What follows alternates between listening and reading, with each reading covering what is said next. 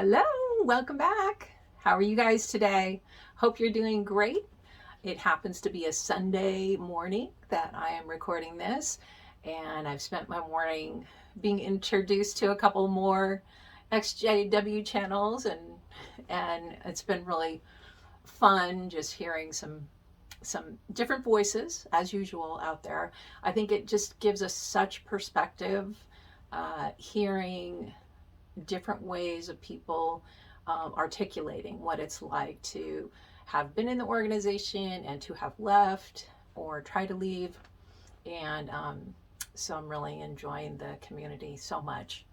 Uh, if anybody's not returning, if you're brand new to my channel, my name is Jill. I am reading my book, which is called Free Will. It's a memoir of my life, which I was raised in the JW organization and stayed in it till I was 46 years old.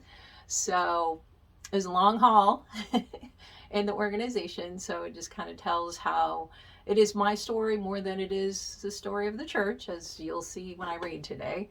Uh, but I'm so happy that you're here. Welcome. And to those of you that have been following along, so happy you're here today. And I'm going to jump right in. We are on chapter 36, and when we left off, we were seeing how I had begun to explore some worldly pursuits, and so we'll start to see how some of that was panning out. Again, my then husband and I were struggling to kind of patch up a marriage that had been through quite a lot of problems already. So that lays the groundwork with where we're going into today on chapter 36. So here we go. As I continued on my spiritual exploration, I was changing even more. My husband was okay with not being JWs, and he was okay with me attending metaphysical classes and delving into that stuff, but he really wasn't interested. Not only had we many bygone hurts to try to overcome, but we were losing the things we once had in common. I know I was changing, evolving, and I didn't want to stop. This is another part where I could tell you more unpleasant stories of how our marriage finally broke down for good. The gory details of words and pain and sorrow. But I won't. My perception of things was different than his. I do not wish to sound like I'm tearing him down. I don't want to do that. Even in sharing what I have put down in this book, it's not to lay claim on who was right and who did wrong. This is only my side of the story, after all. The man that I married is the father of my children. I have beautiful memories of my time with him and of our family when we were all together. And I will always care about him. But it is a love that exists at a distance. I wish him nothing but happiness and try to remember only the lovely memories of our many years together.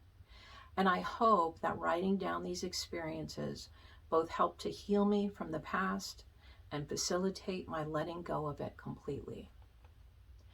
There were many months of struggle and trying to keep our marriage working. But in the end, it came down to making a choice to live as I wanted to, and not just living for somebody else. We had our ups and downs. We both tried hard to be positive, to focus on what we did have. We could always have a good time, but it wasn't enough. I take responsibility for choosing to divorce. I changed plenty through the 25 years we were together, but more dramatically since being brave enough to leave the church. I have to say, I think marriage can be a relationship killer. Not for everybody, but for many. I mean, do we sign a contract to promise we will always love our children, our siblings, our friends? No, it goes without contract that we love who we love and we stick by those without legal obligation. Why do we have to make a legal written contract to force our true love to stay with us and vice versa, no matter what. I don't expect many people to agree with me on this, and I may be oversimplifying. Who knows, maybe one day I will eat my words, fall madly in love, and want to get married because it's romantic, because it feels right. But for now, it confounds me how this idea has traditionally stayed in our earthly culture for this long. Somehow, the act of promising by written contract obligates both parties to eventually feel either stuck or safe, as the case may be. For those who feel safe within the framework of the marital arrangement, it can be as if they feel their partner can and will put up with almost anything because they promised they would, in sickness and in health, in good times and bad. This isn't necessarily a conscious thought, but the arrangement can make some people feel that they are entitled to have their spouse by their side as sure as the sun coming up. And a lot of people lose appreciation for the sun rising every day. This can and does easily breed lazy, if not thoughtless, shitty behavior. For those who feel stuck in marital bondage, they feel they should try harder, compromise more, maybe give more, and even start dismissing their own feelings because they're trying so hard to keep their promise, afraid of breaking that promise for fear of the legal battle that will ensue or the social, religious ramifications if they do break it. The latter was me. Through growth and evolution, through over 24 years of marriage, pregnancy, children, houses, businesses, religion, I had changed. I know I'm not the only one. I didn't view the world the same anymore. I didn't have the same faith anymore. Everything I knew had shifted, including my marriage. I still loved him, but I couldn't honestly keep my promise to stay married to him and be me. So many times I would express my love for him, but that we were so different, we couldn't possibly stay in this marriage. And I told him I was scared of divorce because I didn't want to lose him as my friend. He told me that if I divorced him, he would not be my friend, period. I was faced with the daunting task of telling my truth, explaining to this man, the father of my children, my best friend, that I didn't want to be married anymore. When I finally filed for divorce, I went to my husband's store to tell him. We had spoken of the possibility so many times, but now I had seen a lawyer. I asked the lawyer not to file until I gave the go-ahead. I wanted to tell my husband what I was going to do before I made it official. I think a part of me wanted him to say something that would convince me to call it off. These thoughts haunted and plagued me still. He's the father of my children. He's been my best friend for decades. I didn't want to lose him forever, but I knew I could not stay married to him and thrive. This was the point. I wanted to thrive. I wanted to be myself, not some faux version of me that catered only to another's wishes. I tried and tried to feel different, but my true self had emerged, come out of the proverbial closet, and I couldn't put her back no matter how hard I tried. The truth was, I didn't want to put her back. After leaving the church, I felt free and brave and honest. And now, telling the truth to my husband felt like I'd finally been truly washed clean of all the bullshit I'd never before realized was shaping my existence. So I wanted to be forthright and at least warn him that he would be served divorce papers in the next couple of days, unless I called it off. That's when fate stepped in. I stood there in the front of the computer store, shaking, trying to get the courage to ask him to step outside with me. I casually joked with his assistant and acted as if all was normal. In my mind, I chickened out. I couldn't do it. I was scared of his reaction and scared to strike the final blow. I was going to bail. I'd just say goodbye and call the lawyer to cancel everything. What was I doing? Then, as we stood there talking over the front counter, a touchy subject was brought up. He said something that flipped a switch in me. I thought, oh yeah, that's why I'm here. That's how we got here. I asked him to step outside so we could talk. We stood in the hot sun in the parking lot. I told him I'd seen a lawyer. I told him I had to call her back to confirm that he would be served divorce papers in the next couple of days. He was angry. I don't blame him. This was rough. He told me I needed to go on back on antidepressants. He said whenever I went off of them, I wanted a divorce. I said, you're right. I need to be on drugs to stay married to you. Flippant? Yes, but it was true. Again, it's not to say he was wrong. I do not wish to indict him for anything, but we both were in the marriage. We changed with life. Those changes in him, in me, made it beyond uncomfortable for me to stay in this partnership. And he was right. If I took antidepressants, I settled for what was, kept my mouth shut about things I felt, and just went along with everything. I'm not against taking something like that when you need it, but for me, between Lexapro and martinis, I was medicating myself to stand my life. How could I be brave enough to leave my religion, lose everyone that I had lost, and then live a fake happiness in a marriage where I couldn't really be me? I didn't need meds to keep from not being depressed. I needed to be honest. I needed to stand in my truth. I didn't want to spend the rest of my life in a haze so that I didn't lose my best friend. So it was done. I gave the lawyer the go-ahead. It was really happening. So, those are kind of strong opinions about marriage, but it's just because my experience and many things I've witnessed over time. I just think it's so obvious in our other relationships in life, you know, whatever relationship, our siblings, our parents, our kids, our friends, we can have disagreements, we can have differing opinions, we can have fights, but we stay in the relationship. We don't need a contract to make sure we stay in that relationship. And if things are too toxic in any of those relationships, family or otherwise, we should not stay in it if it's toxic for either person. And so why do we need a contract for that type of relationship? I don't understand it. I feel like it almost shows that, I don't know, like without obligation, maybe you wouldn't stay. And that's something that was so hard for me. And the decision to divorce was, I didn't hate him.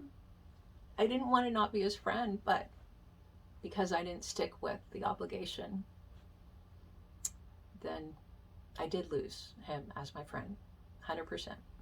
So anyway, I digress. So now going into chapter 37, we'll talk about what happens next. This is the brief summary of what it's like for a husband and wife living together in the same house through the duration of divorce while trying to sell said house. It sucks, it's ugly, and I wouldn't wish it on my worst enemy if I had any. But the house sold, we settled out of court, and I moved to Oregon. Leaving San Clemente seemed like the right thing to do in so many ways. I no longer had a relationship with my mom. If we still had the relationship we'd had before I left the church, then that in itself probably would have kept me there. I had lived in that area since I graduated high school 31 years earlier. San Clemente was more my home than the town I'd grown up in. I loved it there. I really love the ocean and never took for granted being minutes from having my toes in the sand. Everything I loved was there: the beaches, the restaurants, the shopping, the climate. The kids spent every day of every summer in the waves, and I was always in the water teaching them how to ride them. We went to Riviera and T Street for surfing, at North Beach and Calafia for bodyboarding. Before I had kids, I had spent years frequenting the local beaches, tanning, hanging with friends, playing and having bonfires. I learned to surf at T Street. The time and memories at that place are priceless. But now everything had changed. I was really tired of running across previous friends from the church and having them walk past me and my kids like we were ghosts. After we left the church, when I would run errands, the bank, or shopping in Trader Joe's, I would run into one of my former friends who would turn away and not acknowledge me. This was a regular occurrence, and I wasn't getting used to it. Neither were the kids. It was awkward and truthfully painful to experience the shunning at such close range all the time. I thought it might make being shunned and ostracized a lot easier if we lived in a place where we didn't know anybody. Sadly, I really wasn't very close to that many non-JW people, and I was so busy getting a divorce, dealing with some pretty major teenage dramas, and trying to keep my design work coming in that I didn't have much time to jumpstart a social life. I had been playing tennis at the Dana Point Tennis Club for a long time and had met some sweet, fun-loving ladies there, but usually just saw them once or twice a week. One of the ladies, though, a beautiful, skilled tennis player named Betty, was particularly kind. We had lunch on occasion, and I could really talk freely to her. I'm grateful to know her. I also had my Monday night intuition classes, which had become my favorite thing of every week. But these bits of my week did not satisfy my need to have more of life. I had spent my life confined in this church, 46 years of it anyway. I had blocked the possibility of making non-JW friends because that's what the church taught me to do. To safeguard our faith, we had to stay separate from the world. I know I sound like an asshole saying that. It sounds so self-righteous and condescending to say how it really was. I take responsibility for staying in it after becoming an adult. I had sequestered myself and even my children into a social group that would eventually spit us out. I struggled with guilt for dragging my children into it. I found it excruciatingly difficult to relieve myself of the fact that they had suffered enormously because of the choices I had made. I had dragged them into this crazy cult, and now I was dragging them out. However, as painful as it was to see them hurting, I did the only thing I could ever do. I was honest. I couldn't pretend anymore. I no longer had the wherewithal to cover over my feelings. I lived what I lived in the church because I did believe it to be true. It pissed me off that I didn't trust myself, my doubts, my desires sooner.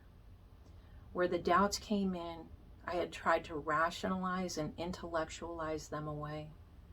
But the truth is, it wasn't intellectual at all. It was emotional. Reconcile that what you'd believed and sacrificed so much for was not true after giving your whole life to it. It's a bitter pill to swallow. But I did it. I gulped it down. Doing so is what spurred on the intense anger when first leaving the church. Still mad at myself, and fleetingly my anger would resurge at everything and everyone that had conspired to have me be a part of this cult. But mostly, I was frustrated with myself for being too ignorant to see what it truly was sooner. I know I am not a stupid person, but something like this can really make you question yourself. It feels to me as if being in the religion was like being inside a figurative building. The windows were blacked out, so you could never really see the light of day. I wasn't supposed to look outside. The church was supposedly providing me with all the answers to my question within its confines. If I questioned anything, I was only allowed to look inside the church's documents, books, and literature to research the subject. To go outside of those parameters was tantamount to apostasy, so they kept me in line.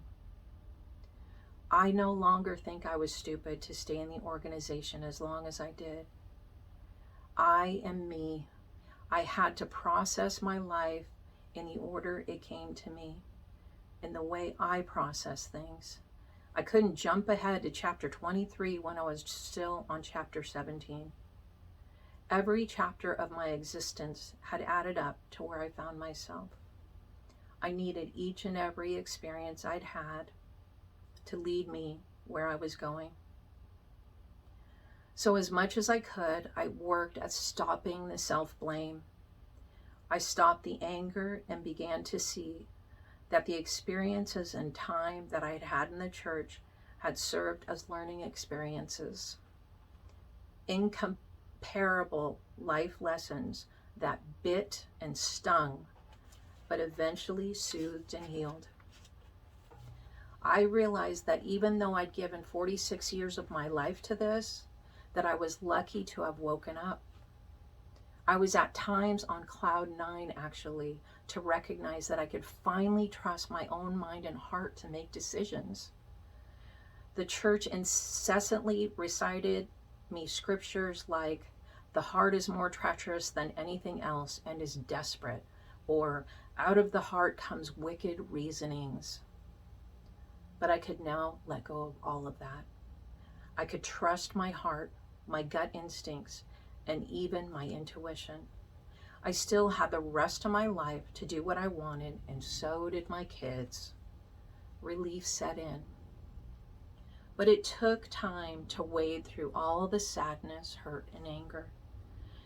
When I had found the help group online called Ex-Jehovah's Witnesses Forum and Recovery Site, it was the beginning of my getting through it.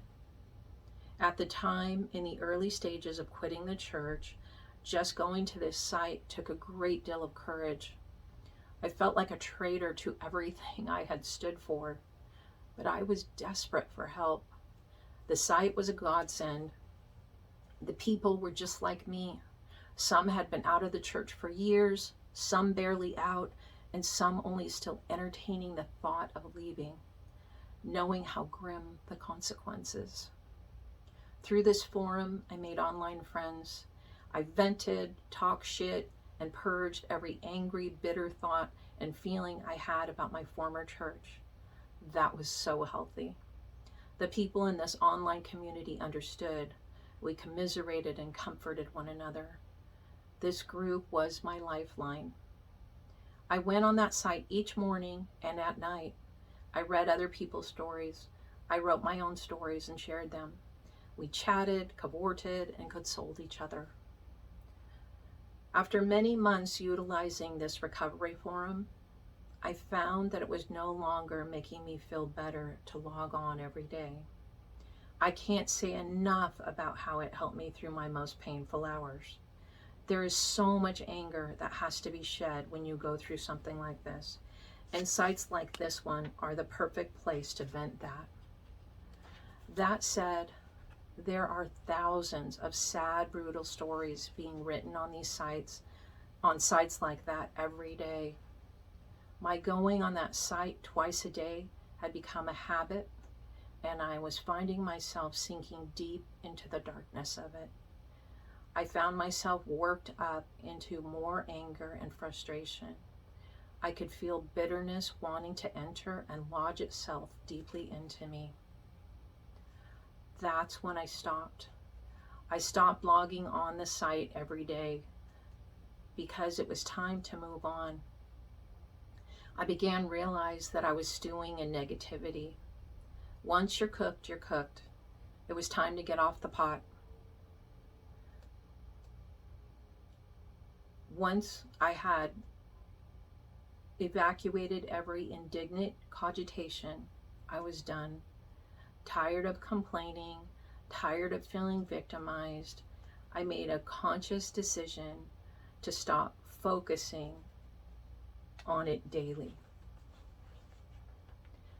I do not think that anyone who experiences getting shunned by loved ones has the same exact experience. It's different for each of us. Each person has to process this in a way that is healthy for them. So even though I needed to put this behind me, I honor each person as they navigate this brutal journey at their own comfortable pace. So there is no criticism by me of those who process this slower or more quickly than myself. I only pray for healing for all of us in whatever form that takes. For me, though, I remembered in the past hearing the metaphor of anger being like a hot coal in your hand. The longer you hold it and the tighter you grip, the more it burns you. I remembered the quote, "You will not be punished for your anger, you will be punished by it." It was time I let go. Let go or be dragged. I knew I wasn't the martyr type, and I was ready to start enjoying my newfound freedom. Letting go of anger, blame, and shame tilled the soil for peace to grow. It was high time I stopped regretting and start living. So in my pursuit of fun, happiness, and free will, I would have to let that anger go. But coming face to face each day with the reminders of being shunned was not conducive to my continued healing. And I had a hell of a lot of healing to do. Between ostracism and divorce, I was feeling emotionally beat up. So I made the bold choice to leave my beautiful town of San Clemente and move to the Oregon coast. Knowing my dad was there in Oregon made it not so scary. I knew I would be safe. It was an added cushion to be right next door to him for the first 6 months that I lived there. I knew that I would get a settlement from the divorce and the sale of our house, but after being married almost 25 years and being very dependent on my husband, who'd always handled the money, I was nervous about handling my own finances. I knew in Oregon the cost of living would be more easily manageable. So given all the circumstances, it wasn't an easy decision, but this big move felt right. So it's the beginning of a brand new part of my life. That's where we'll be going next time. And on this part, it was really making me think how I think it's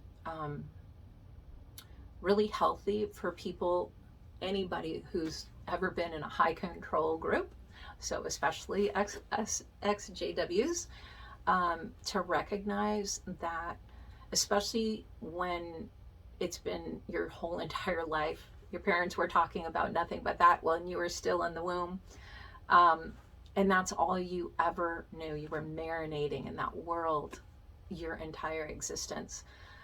When you do leave, I think you have to go, and everybody's, pace is completely different, but you have to accept the fact that sometimes you got to just not think about it, put it in a drawer and close it and leave it alone for a while.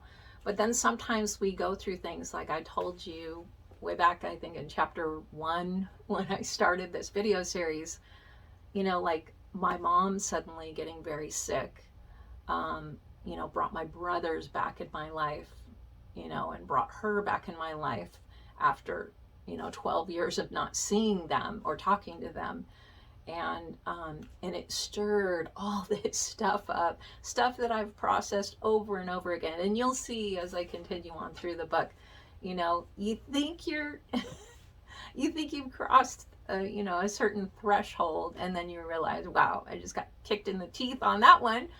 Emotionally, it could just be so hard. So that's what I think is so beautiful about so many voices being out there, whether it's a book that we read that really resonates with us, or a YouTube presenter, or somebody on Instagram or TikTok or something. It's like there's so many different ways that we can listen and experience and relate to other people that have had a similar path.